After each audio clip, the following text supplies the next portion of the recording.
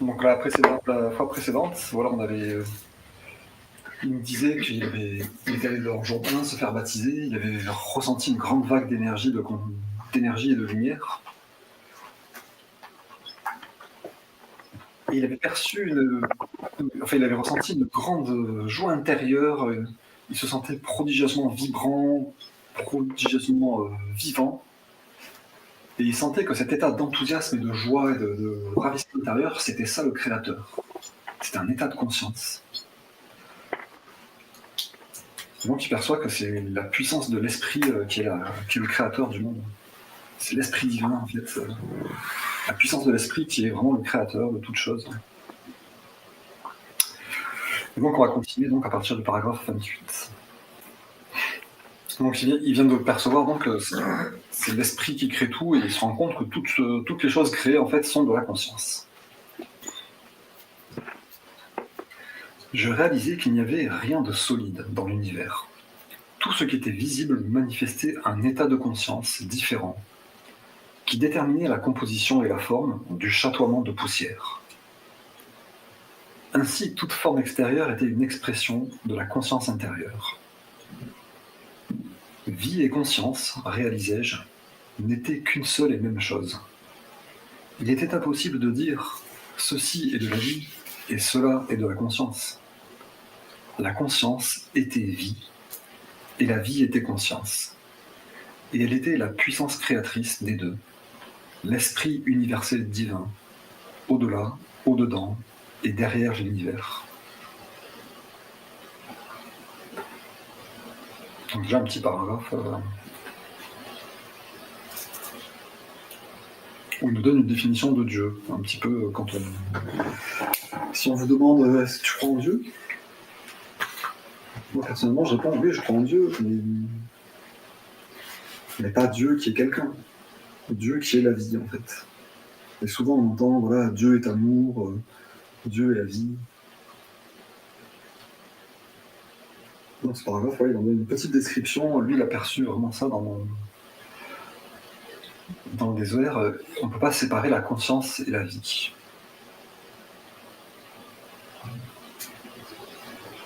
Et comme tout est de la conscience rendue visible, moi j'avais tendance à me dire tout ce qui existe est conscient, tout ce qui existe est vivant, même la matière inerte, même les énergies électromagnétiques, si tout est de la conscience rendue visible et que la conscience c'est la vie et la vie c'est de la conscience. Oui, mais alors, je suis d'accord, mais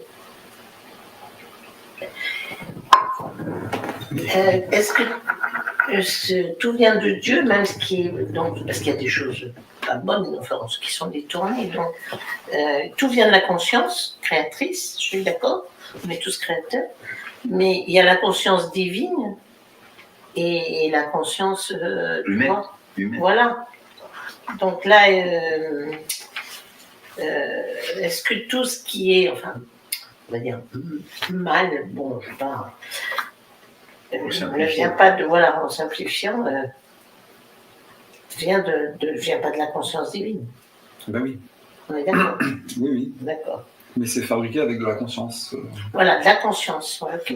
Mais l'idéal, c'est la conscience divine, qui est la vie. Bien sûr. Oui. Évidemment, on peut Là, il décrit vraiment la nature de l'existence. Ouais, d'accord. C'est pas les différentes manifestations en fonction des contextes. C'est fondamentalement, tout est de la conscience et tout est vivant. Tout est bon, ouais. Après, que ça soit bien, mal, torture, c'est autre chose. Quoi. Tout est de la conscience, ok.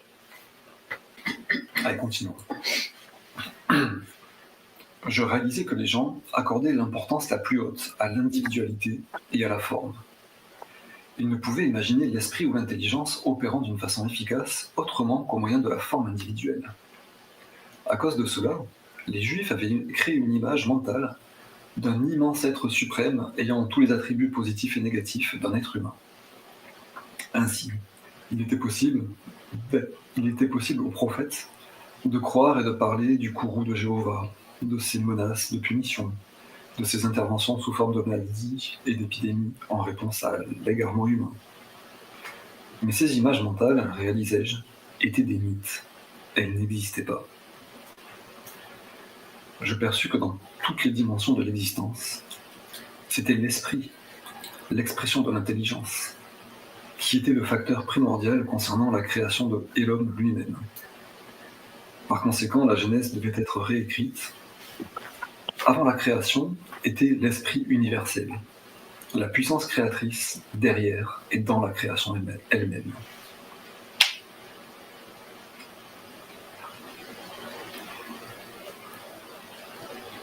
Donc là aussi, ce passage il est assez intéressant parce que quand on se remet quand on lit la lettre entière, alors on se remet dans sa peau, dans son existence. À l'époque, la croyance dominante et qui est très présente dans la vie des gens, c'est Jéhovah qui punit les péchés, donc il faut racheter les péchés par les sacrifices au temple. Et on peut se faire punir, donc c'est très très présent, ça influence beaucoup la vie des gens. Et lui, il perçoit que toutes ces images mentales, tout ce qui est raconté dans la religion, finalement, ça n'existe pas. C'est des images mentales auxquelles croient les gens, qui accaparent beaucoup d'énergie et de temps, beaucoup d'espace mental de place, mais ça n'existe pas, c'est que des illusions. Donc ça, moi, ça m'a beaucoup frappé aussi quand j'ai lu ça. Et ça continue à me frapper souvent. Je veux dire, en fait, dans la vie, il y a plein de choses qui peuvent occuper les gens, auxquelles moi je peux croire et consacrer du temps, et qui n'existent pas du tout, en fait. Qui sont que de l'imagination, comme Jéhovah. L'illusion. Donc, Mais il y a ceux qui disent qu'on vit dans une illusion aussi. Nous, on a créé cette illusion. Ah oui, il y a plein de gens On qui vit dans disent un plein de rêve, entre guillemets. Comment? On est dans un rêve. Oui, tu veux dire que là, par exemple, tu t'imagines que tu es entouré d'autres personnes, alors qu'en réalité, c'est toi qui penses ça. On est dans un rêve parce que c'est ce que j'ai Ouais, mais compris. si tu veux, on va rester dans le sujet. Là, c'est se dire, ok, on peut être en fait dans le rêve de Dieu, et Oui, voilà. Mais c'est se dire, en fait, il y a des je gens. rêve de la séparation, c'est tout. Bon, là, c'est dans la vie de tous les jours. On peut fonder nos vies sur des illusions totales comme Jéhovah, en fait. Et donc, le truc, c'est ça, c'est à quel point, moi, est-ce que je suis vraiment en contact avec la réalité, avec la vérité de l'existence, que ça soit un rêve ou autre. Est-ce que moi aussi, j'ai pas des Jéhovah dans ma tête, quoi. Parce que, voilà, il explique bien en plus, les gens à l'époque pouvaient pas imaginer, ils accordaient l'importance la plus haute à l'individualité, à la forme. Ils ne pouvaient imaginer l'esprit ou l'intelligence opérant d'une façon efficace autrement qu'au moyen de la forme individuelle. Donc moi je me dis, aujourd'hui on est baigné, moi le premier, dans la culture scientifique matérialiste. Et donc j'ai vraiment du mal à imaginer aussi, cette conscience qui est partout, qui fait fonctionner les cellules, qui pilote les molécules, qui pilote les réactions chimiques, qui pilote le climat et tout, en permanence. Et c'est que de la conscience, c'est pas... c'est pas physique, disons. Du reste, on comprend que quand il dit que vie et conscience, ces deux termes, c'est inséparable, la mort du corps, c'est la mort de la forme. Mais le fond, la conscience qui est créatrice, perdure. Complètement, oui. Le corps, c'est un hologramme d'une forme qui émane de la conscience. Oui. Mais la vie est liée à la conscience, pas au corps. Ouais. Moi, je comprends un peu différemment ce qui est dit. Quand il dit « je réalisais que les gens accordaient l'importance la plus haute à l'individualité et à la forme », c'est par contraste avec la perception du tout, la conscience du tout. Et c'est vrai que du coup, ça décrit un peu notre condition d'être humain, on va dire non complètement illuminé, qui est que on perçoit, on comprend, on projette le monde à travers notre individualité. Et on a du mal à le projeter, à le percevoir, à le comprendre à travers la globalité. Et je pense que c'est lié à l'histoire de comment on est créé, à notre ego qui finalement nous sert points d'individualité. Et du coup, à partir de ça, c'est un peu logique que dans les temps anciens, les Juifs notamment aient créé l'image mentale d'un être suprême individuel, en fait, parce qu'ils n'avaient pas la perception du tout de la connexion. Ouais. C'est difficile d'imaginer, de comprendre et imaginer Dieu, c'est vrai que c'est... C'est tellement vaste et c'est tellement mystérieux, c'est tellement au-delà de ce qu'on perçoit dans notre quotidien que c'est sûr que la perception d'un individu moyen comme moi, elle est très limitée par rapport à la vastitude de ce que c'est que la conscience universelle, quoi. Et c'est pour ça qu'ils sont passés par des images et après ils lui ont attribué des attributs humains. La colère, la vengeance. Là, dans ce paragraphe, il dit clairement, par la création, voilà, il y avait de l'esprit universel. D'après lui, je ne sais pas, je ne fais pas autorité dans le domaine, mais dans ce qui est écrit dans les lettres, voilà, c'est l'esprit qui a créé toutes les choses, il n'y a pas d'être primordial, il n'y a pas de matière primordiale, il y a d'abord l'esprit, et puis ensuite se décline dans tous les objets et toutes les choses créées. Et donc c'est sur l'esprit qu'il faut compter, c'est par l'esprit qu'il faut vivre en gros. Oui, en fait, la question c'est de savoir si la matière existe ou pas, en fait. Mais la matière, elle existe différemment en fonction de ce que chacun pense. C'est-à-dire que là, on retombe dans le domaine de la conscience, et en fonction de ce que l'on croit, donc c'est un mot à la fois, eh ben, il se passe dans notre vie des phénomènes qui font qu'on vit dans un monde matériel. Et ce monde matériel, il peut être... Alors bien sûr, il y a la conscience collective qui fait que on vit tous dans un même monde en fait matériel, c'est-à-dire que on va voir tous la même chose à un endroit précis, etc. Mais ensuite, cette matière, elle peut être conçue différemment ou vue différemment en fonction de sa conscience universelle, de sa conscience divine, en fonction du niveau de sa conscience. En fonction de la qualité de tes pensées. De la qualité de sa conscience. Bien sûr. Mais la matière existe, la matière existe. Voilà. Oui. Lui, il ne dit jamais tout ça n'existe pas en fait. Ça, c'est les bouddhistes qui disent ça. Oui. Je crois. Quand tu parles de on peut voir la matière différemment, voilà, il vient de nous dire juste avant, les paragraphes avant, qu'il a vu que c'était un chatoiement de poussière. Voilà, des particules. Oui. Donc il a vu la matière, mais il l'a vu différemment. Il l'a vu Et aujourd'hui, on l'appréhende mieux parce qu'on sait que c'est des protons, des neutrons, et que la science a fait des progrès. Il dit bien dans la lettre 5, que tu aimes bien, que tout est une question de fréquence de vibration de conscience. Ouais.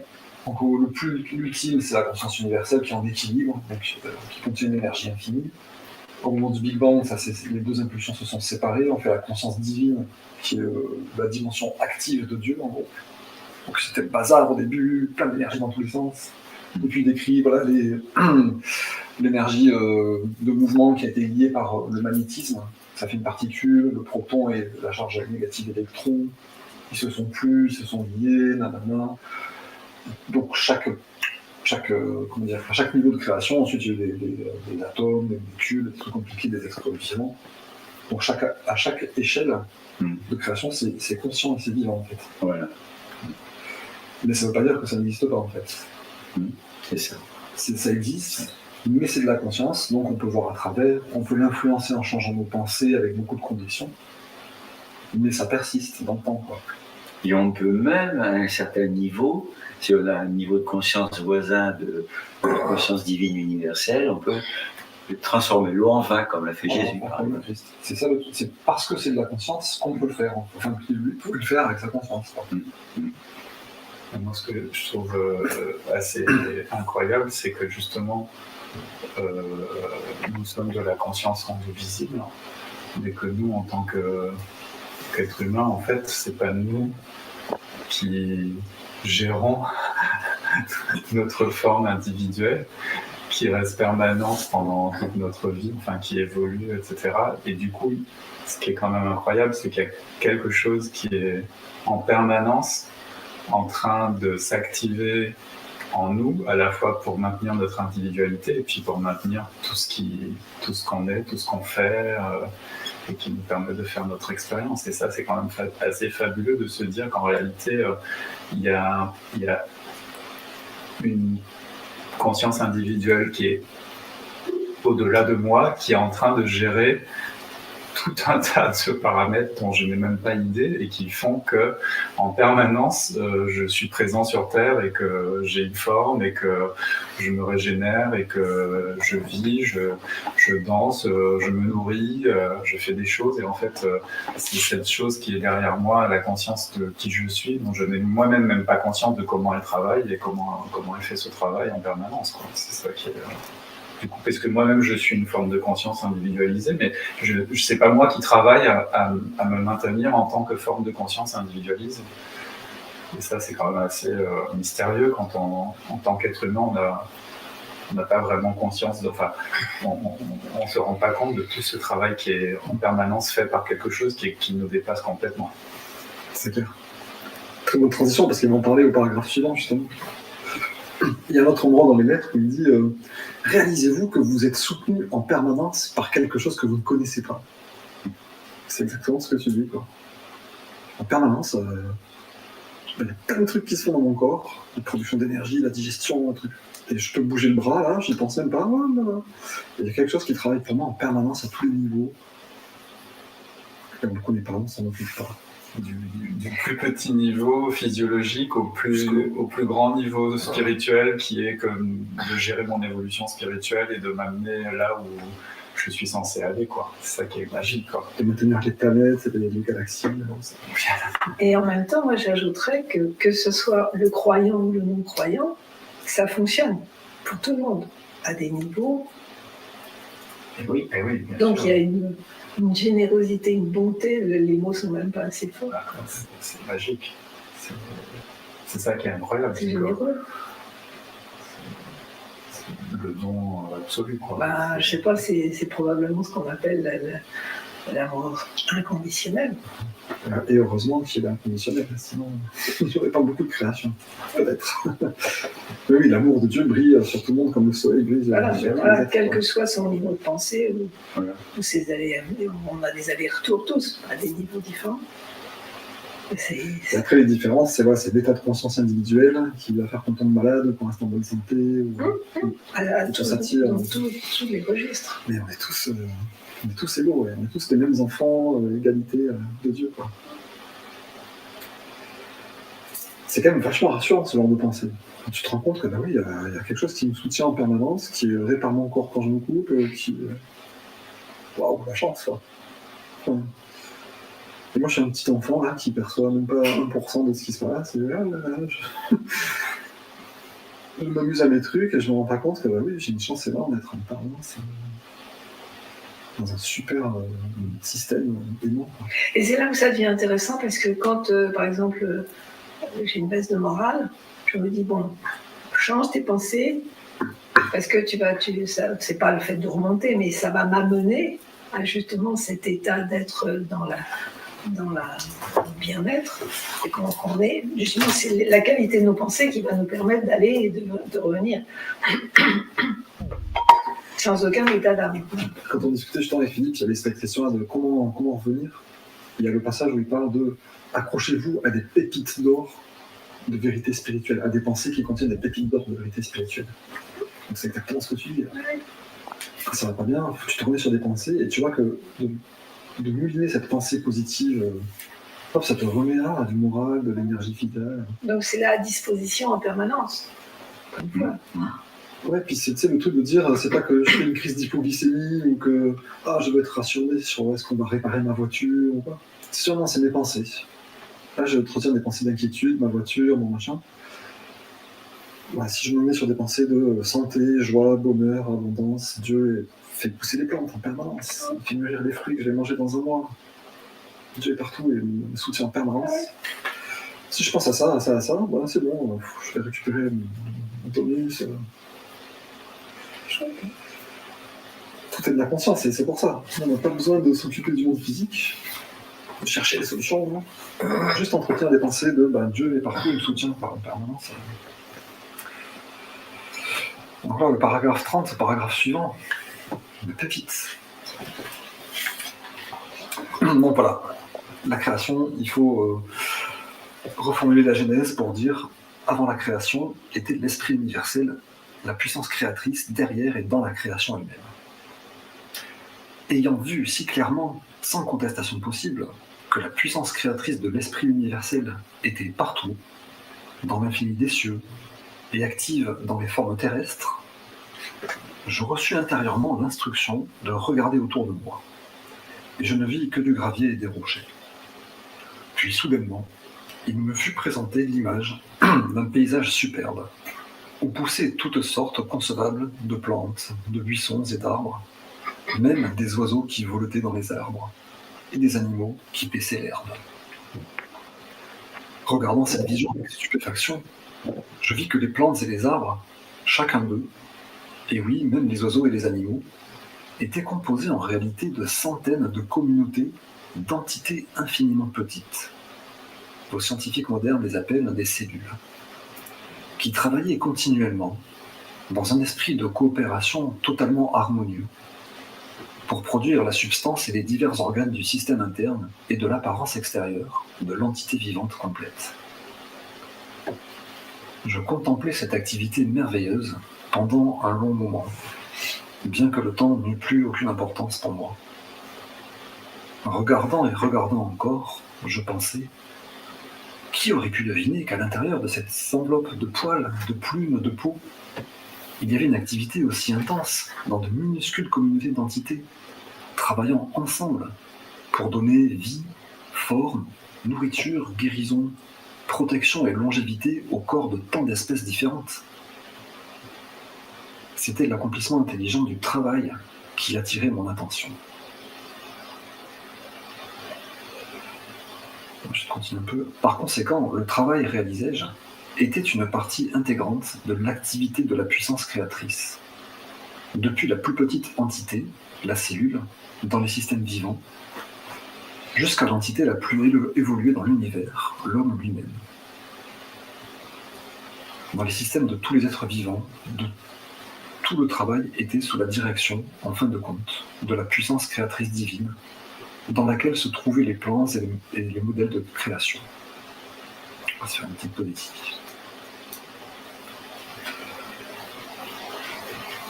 Donc là, un passage fabuleux sur le travail. La puissance créatrice de l'esprit universel, à l'œuvre et au travail, partout en permanence.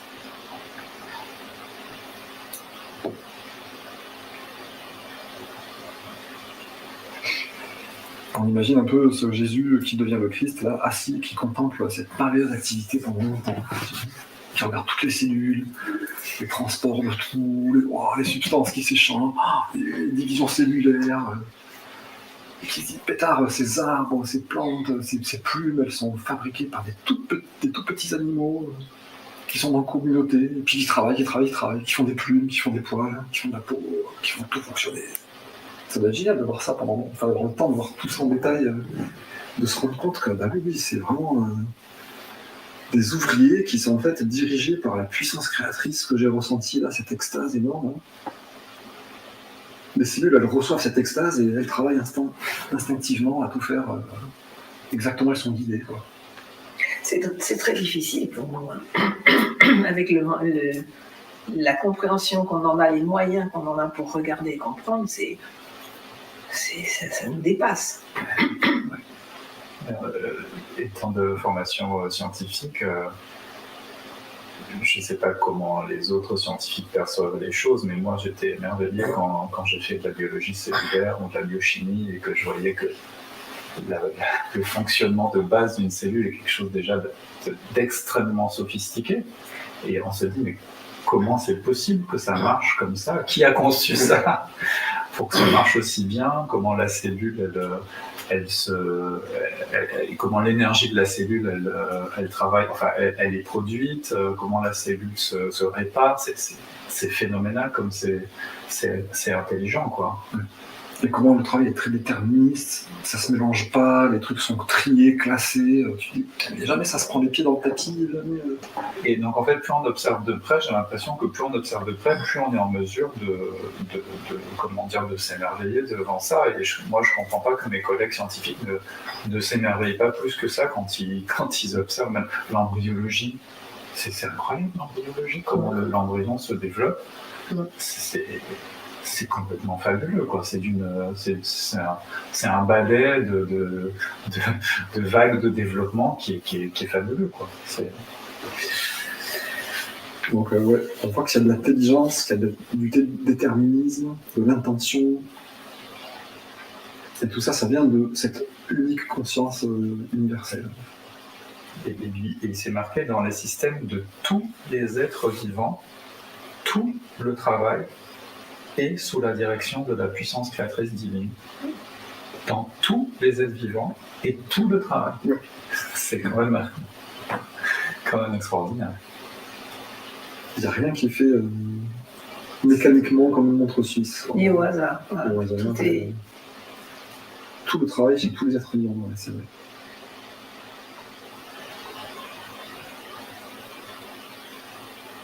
Oui, là, on a en fait une définition de Dieu, quoi, de la conscience universelle: nourriture, guérison, protection, longévité, intelligence, amour.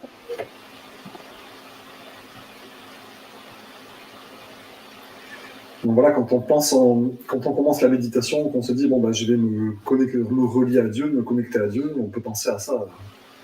Dieu, c'est cette puissance créatrice qui fait tout le travail dans tous les êtres vivants, tout le temps, qui prend jamais de RTT, ah ouais. Et qu'on peut contacter avec notre esprit, quoi. C'est vachement. On est créé par lui. On est créé par lui. Mais tu vois, ce super ouvrier qui travaille tellement, on peut aller l'embêter, lui parler. Et moi, je suis digne, moi, petite fourmi, d'aller parler à ce truc qui fait de la vie partout, dans les milliards de galaxies partout. Qui fait vivre les extraterrestres comme moi, les escargots, les bactéries. Il s'occupe de tout partout, et moi, je peux lui parler. Lui demander des conseils. Et que plus tu pratiques, plus tu t'aperçois qu'il est tout le temps là. Le SAV, là, il est super. Hein. Pas une seconde d'attente. Ouais. Donc, quand tu es dans le juste chemin, quand tu es bien aligné, tu te dis, à peine tu finis la phrase, paf, maintenant je vais faire ça ou je vais appeler. Enfin, on te donne une sorte de guidance qui est d'une finesse, d'une joaillerie. Moi, ça m'épate. Hein. On a accès en permanence. C'est pour ça que Jésus, quand il faisait ses guérisons, c'était aussitôt, quoi. Il demandait aussitôt, c'était simultané. Ça m'a toujours interpellée. Intervention immédiate. Ah ouais. Vous imaginez si Dieu a arrêté de travailler pendant La grève. un temps, ce qui se passerait. Pendant une microseconde. C'est dommage Ah, mais c'est chaos. qu'un cinéaste n'ait pas imaginé un Que film la comme Terre ça, arrête tu vois. de tourner, que le Soleil arrête de briller et que tout s'arrête d'un coup. C'est marrant parce que nous, on est souvent tentés par... Enfin, moi, je sais que je suis souvent découragé, entre guillemets, quand j'ai vécu des moments difficiles. Et en même temps... l'universel n'est jamais découragé, en fait. L'universel, il continue, mais à chaque seconde, il y croit, à chaque seconde, il se dit je le fais, à chaque seconde, c'est ça vaut la peine, à chaque seconde, c'est j'y vais, à chaque seconde, c'est on continue. Et alors que nous, en tant qu'être humain, des fois, on a vraiment besoin de dire j'arrête tout et je fais une pause. Et c'est ça qui est quand même surprenant, quoi, dans le décalage qu'il peut y avoir entre les moments où on a besoin de s'arrêter nous et le moment où l'universel s'arrête jamais, quoi. Ouais. C'est pour ça aussi, des fois, on se dit ah alors je suis Dieu en fait. Mon âme c'est Dieu, donc je suis Dieu. On est Dieu comme la goutte et l'océan, tu vois. Il y a l'océan et il y a la goutte. C'est pas la même chose. Donc oui, l'océan est dans la goutte. Mais nous, on est fatigué des fois on en a marre. L'océan, on en a jamais marre. Ouais, c'est ça. C'est Dieu. Il est partout, il sait tout faire. Nous, on a un petit morceau de ça. Peut-être que dans nos moments de découragement, on peut se recentrer là-dessus, quoi, sur ok, l'océan est avec moi et du coup, il va nettoyer tout ça et puis je vais pouvoir repartir sur un bon pied. Je suis pas tout seul, quoi. Je suis pas abandonné tout seul. Ça, c'est bon, quoi. Dieu travaille en permanence pour notre bien, en permanence, tout le temps. Où qu'on aille, quoi qu'on fasse. Et surtout, dès qu'on s'adresse à lui. Et sur en plus, voilà. On peut demander pour amplifier ce travail, quoi.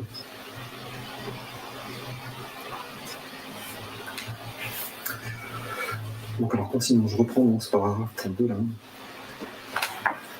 Par conséquent, le travail, réalisais-je, était une partie intégrante de l'activité de la puissance créatrice, depuis la plus petite entité, la cellule, dans les systèmes vivants, jusqu'à l'entité la plus évoluée dans l'univers, l'homme lui-même.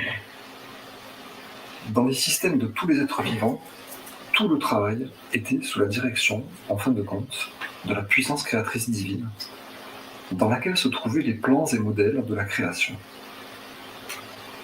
Je vis que ces plans et modèles étaient en réalité des formes de conscience et pouvaient être appelées des paroles, puisque chaque parole signifie une forme de conscience bien particulière. Ainsi, la parole originelle, dans la conscience de la puissance créatrice, devient manifestée dans le monde visible. La parole est par conséquent le modèle de conscience, demeure dans l'esprit créateur divin et produit en permanence ses manifestations. Je pus voir alors que toute chose dans l'univers vivait, se mouvait et avait son être dans la puissance créatrice de l'esprit universel, qui était infini et éternel, et qui était la seule véritable réalité derrière toutes les manifestations de la forme individualisée. Donc on dit, voilà, la puissance créatrice travaille en permanence, elle dirige toutes les activités dans tous les êtres vivants.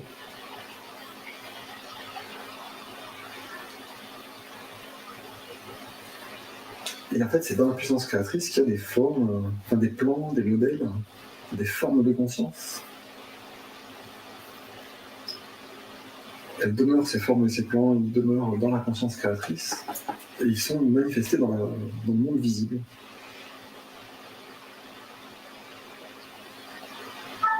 Donc effectivement, même quand le corps physique disparaît, le modèle du corps physique va produire un autre corps.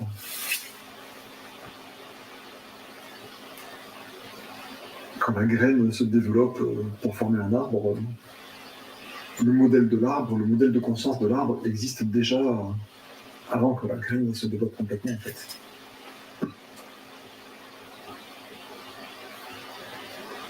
Et c'est ce modèle qui dirige le travail, en fait.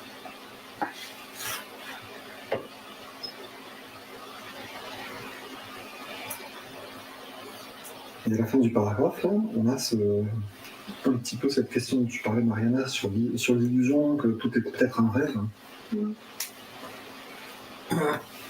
Il dit qu'en fin de compte, la seule réalité derrière les manifestations des formes, c'est cet esprit universel. Donc là, on pourrait se dire, donc, les formes, c'est illusoire.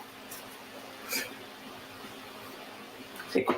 C'est une illusion, en fait. Ah oui. Il dit, la phrase exacte, c'est je pus voir alors que toute chose dans l'univers vivait, se mouvait et avait son être dans la puissance créatrice de l'esprit universel, qui était infini et éternel, et qui était la seule véritable réalité derrière toutes les manifestations de la forme individualisée. Donc il dit la puissance créatrice de l'esprit universel, c'est la seule véritable réalité. Donc on pourrait se dire, donc le reste, c'est de l'illusion. Pas tout à fait, non. Moi, c'est pas de l'illusion. C'est à un niveau très, très, très inférieur, quoi. Bon, on pourrait se dire, vu qu'il dit c'est la seule réalité, c'est ça le truc. Oui. La seule réalité. Ah oui, il y a le mot seul, c'est Voilà, ça. c'est le truc qui dit, Seul véritable. Moi, ce que j'en comprends, c'est que voilà, l'objet, la tasse, moi j'ai l'impression que c'est un objet solide par lui-même, qui est venu C'est tout ça seul qui est par lui-même. difficile. Et en fait, non, c'est de la conscience. Voilà. La réalité de la tasse, c'est de la conscience qui est devenue visible par des processus différents, mais en fait, c'est pas séparé de rien d'autre. C'est pas séparé de moi, c'est pas séparé de rien du tout. Et ça n'a pas d'existence propre, séparée du reste, individuellement. C'est de l'énergie de conscience qui est devenue granuleuse.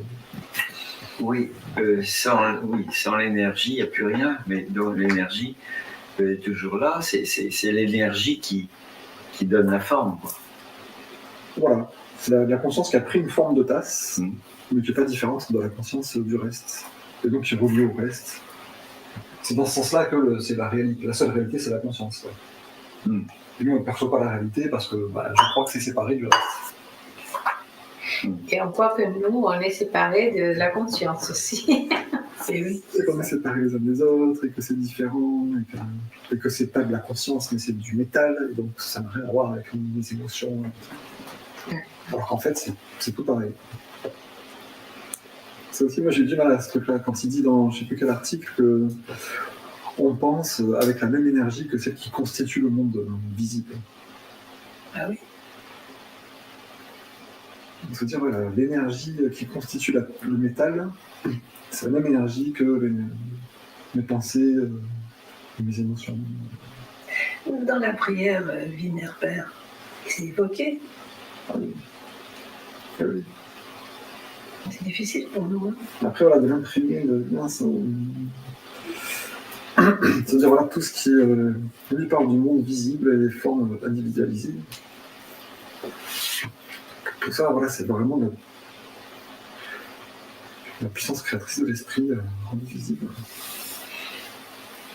J'ai l'impression que là où il veut attirer notre attention, c'est justement pour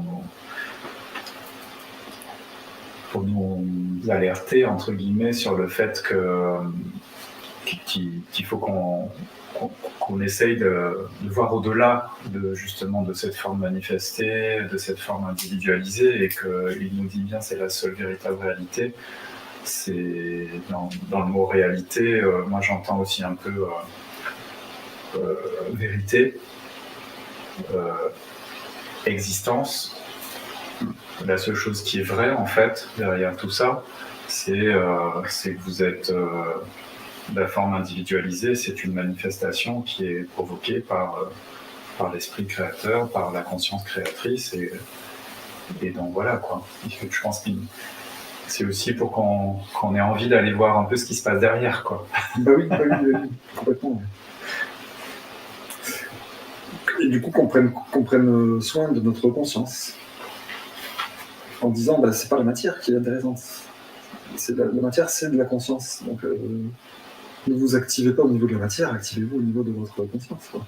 Pour garder vos objets en bon état, pour avoir des trucs sympathiques. Ne vous arrêtez pas à la matière. Quoi. Non, mais peut-être que la matière, justement, est là pour nous parler de cette conscience invisible. Ah oui, oui. C'est une forme de langage, et comme les panneaux de signalisation sont là pour nous donner des indications, le corps est là pour nous donner des informations, tout ce que l'on traverse comme épreuve, comme joie, comme événement, est un enseignement, peut-être. Oui, c'est un outil. Comme il me semble que la matière, c'est un outil justement pour expérimenter une certaine forme de création. On fait des maisons, des habits, des dessins, de la musique, je sais pas quoi. Mais on se sert de la matière pour expérimenter la conscience, ça c'est sûr, quoi. C'est ni inutile, ni une punition, ni je sais pas quoi. Hein. La matière, c'est comme manger une poire, c'est super comme expérience. Ça valait le coup de venir. On peut manger des poires et des bananes, voilà, c'est génial. Mais tu vois, on peut bricoler, faire plein de trucs, jouer avec les plantes, les animaux, faire des vêtements, les machins, on peut jouer à expérimenter notre créativité, notre joie, notre communication avec le partage et tout. Donc la matière, c'est important. Si on vient dans la matière, c'est que c'est important pour nous. Donc c'est pas à mépriser ni à dénigrer. Hein. Enfin, Il parle à d'autres endroits. Dans la lettre 6, là, à propos du christianisme, il parle du fait que les religions ont nié le corps et les plaisirs du corps, qu'il fallait se flageller, qu'il fallait... C'est pas du tout ça l'idée des lettres. Hein. La matière, c'est sympa, quoi. Mais c'est une illusion. Il faut pas s'attacher à ça, il faut pas être esclave de ça, quoi. Il y a quelque chose que tu n'as pas relevé, Marc, mais qui quand même me frappe moi énormément parce que je n'avais pas fait attention, je pense, à ce passage depuis longtemps. Jusqu'à l'entité la plus évoluée dans l'univers, l'homme lui-même. Oui. Personne n'a rien dit. Ouais, ça me paraît naturel. C'est humble. Non, mais on parle sur Terre. On parle sur Terre. Bah oui, Ah, le même. non, dans l'univers. C'est marqué dans Ah, l'univers. dans l'univers. Jusqu'à l'entité la plus évoluée dans l'univers, l'homme lui-même. Alors qu'on vient de dire tout à l'heure qu'on était des moins que rien par rapport à nos frères déjà plus évolués. Comment vous comprenez ça? Moi, je le comprends comme le véhicule physique de l'être humain. Je pense pas qu'il parle de l'homme terrestre. Tu vois. Ah bah, c'est marqué l'homme avec un petit H. Oui, mais je pense. C'est quel paragraphe, ça? Là, juste là. Oui, c'est vrai, c'est un C'est peu. quoi, c'est quel, Si on rentre. Par conséquent, le travail était une partie. Ah non, mais le chiffre 32, sur le côté. 32. 32, merci. Au tout début. Ouais. Moi, ce que j'en comprends, c'est qu'il est en train de parler d'entité, donc il dit que le travail était une partie intégrante de l'activité de la puissance créatrice, depuis la plus petite entité, la cellule, jusqu'à celle qui est la plus évoluée, l'homme lui-même. Donc il ne parle pas de la culture humaine, il ne parle pas du psychisme humain, il parle de la machine biologique humaine, quoi, je pense. C'est-à-dire que Tung, il considère que toutes les créatures qu'il y aurait ailleurs seraient comme des hommes, quoi, des hommes. Ce sont... Non, Oui. c'est l'évolution. Moi, Il parle de l'homme, l'évolution. mais en parlant de l'homme, il parle de l'univers. Donc il veut dire qu'il y a des hommes dans tout l'univers. Autrement, C'est c'est l'être qui a donc, plus sa conscience voilà, de ce qui... c'est un terme générique, Ah, il c'est prend l'homme. ce mot en termes génériques, en C'est fait. la forme humaine, enfin, Oui, voilà. La forme humanisée, ok, d'accord. Ok. Mais après, c'est vrai que moi, ça m'a choqué plein de fois, ce passage. Hein. Ben, ça fait écho à moi parce que j'ai entendu quelqu'un qui avait eu des, bon, complètement aparté, mais qui avait été justement en contact avec des extraterrestres et qui disait qu'en fait la race entre guillemets humaine était présente partout dans l'univers. Oui. Et donc en fait notre forme elle est présente dans toutes les galaxies. Oui, voilà. Avec des variations, mais oui. Voilà. Et donc du coup je me demandais si c'était pas ce à quoi il faisait référence. Enfin, Oui, voilà. ça se pourrait. Oui, c'est Oui, c'est la l'être forme, la généralité. l'être, ouais, c'est ça. plus. Dans l'évolution, c'est le top de l'évolution. Même s'il y a une forme de E.T. ou autre ailleurs. Est-ce que l'humain, c'est l'humain en termes de... Est-ce que nos collègues, nos amis extraterrestres, ce sont des humains ou humanoïdes? Je ne sais pas comment on pourrait dire. Apparemment, il y en a beaucoup, là. C'est une forme prépondérante. C'est Oui, peut-être le pas la modèle seule. se reproduit. D'accord. Le truc, c'est d'accueillir une conscience qui puisse interagir avec son environnement, quoi. D'exprimer différentes facettes. Donc ça, tu te dis, bah, si on est... typiquement, les serpents, moi, ça m'a toujours fait réfléchir, les serpents. Je me dis, putain, lui, il a une tête, il ondule et c'est tout, quoi. Il n'a pas de pieds, pas de bras, pas de mains, pas d'oreilles, pas de... Tu vois, pour interagir avec son environnement, c'est quand même compliqué, quoi.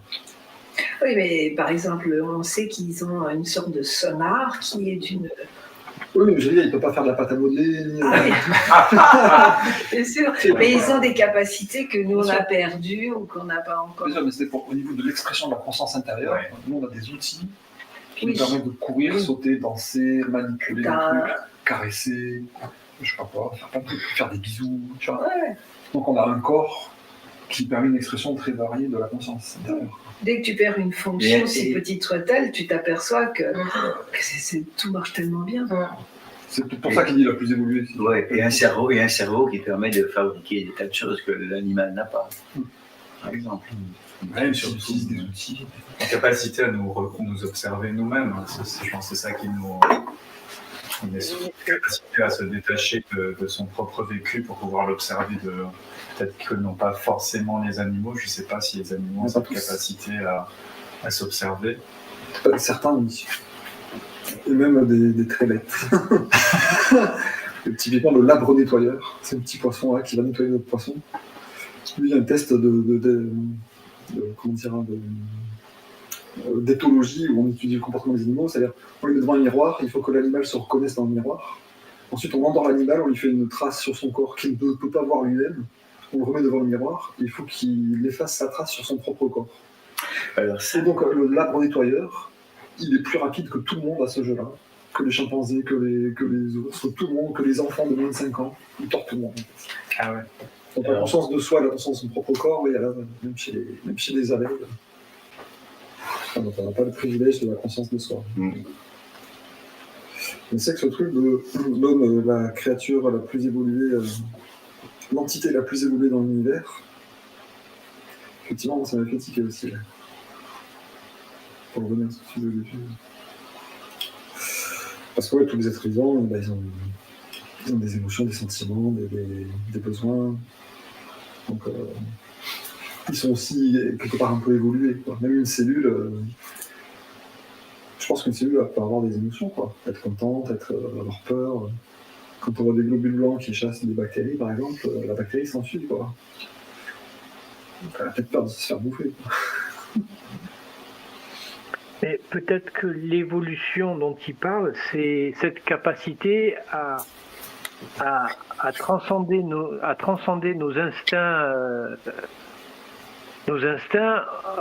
et d'aller vers cet esprit spirituel, cet esprit d'amour, de pouvoir avoir cette capacité de transcender notre esprit. Peut-être c'est ça l'évolution dont il est fait. Je sais pas. En tout cas, c'est au niveau de la complexité, peut-être. La plus petite entité, la cellule, jusqu'à l'entité la plus évoluée, l'homme.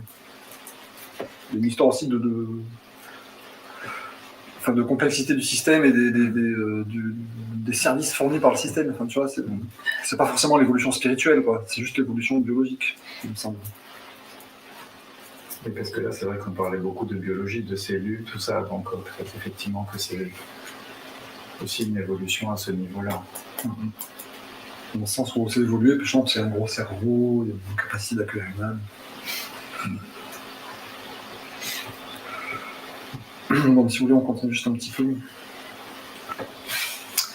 Bon, voilà, je pus voir alors que toute chose dans l'univers vivait, se mouvait et avait son être dans la puissance créatrice de l'esprit universel, qui était infini et éternel, et qui était la seule véritable réalité derrière toutes les manifestations de la forme individualisée. J'étais rempli de louanges, car tout ce qu'il y avait dans le monde était tiré et cependant résidait à l'intérieur de cette suprême puissance créatrice de l'esprit divin. Donc ça aussi, cette phrase, elle mérite méditation. Tout ce qu'il y avait dans le monde est tiré et cependant réside à l'intérieur de la puissance créatrice de l'esprit divin. On est extrait de ça et pourtant on est dedans encore. Je m'émerveillais de toute cette activité secrète se produisant sans cesse dans toutes les choses vivantes, y compris les corps humains, et je me demandais comment il se pouvait que de telles unités infiniment petites travaillent intelligemment selon des plans spécifiques pour produire infailliblement les formes proposées. Troncs d'arbres, feuilles, fleurs, fruits, insectes, oiseaux, animaux et corps humains. Puis je réalisais encore plus clairement que la puissance créatrice était la source même de toute activité intelligente dans l'univers. Si l'humain possédait de l'intelligence, c'était uniquement parce qu'elle... Si l'humanité, possédait de l'intelligence, c'était uniquement parce qu'elle l'avait puisée dans la source universelle de tout être.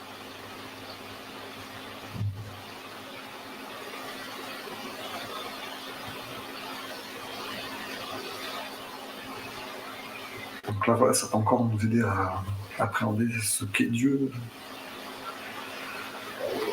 Qu'est-ce que c'est? Quelle est cette réalité qu'est Dieu? Comment il se manifeste? Quelle est notre relation avec lui?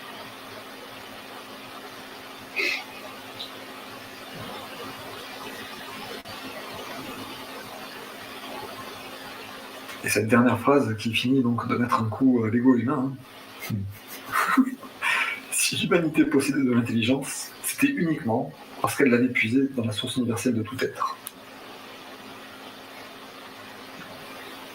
Il y a un autre passage en fait où,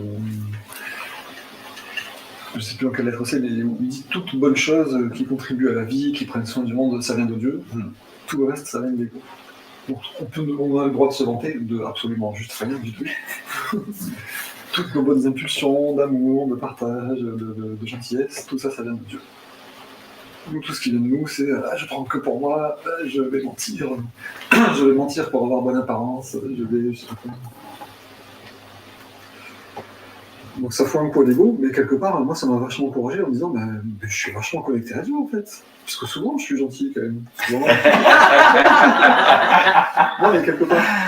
Non, mais c'est vrai. Ça devrait tous nous super encourager quoi. Oui, tout à fait. Souvent quand même, j'ai envie de prendre soin, souvent je donne des trucs gentiment. Donc si, quand même, c'est quand même. C'est pas quelque chose d'inatteignable et d'impossible en haut sur la montagne dans 50 ans si je suis gentil quoi. Tous les jours quand même, on est un petit peu en contact avec Dieu. C'est pas bon ça quand même. Ah si, il faut. C'est vrai qu'on est quand même pas si mal, quoi.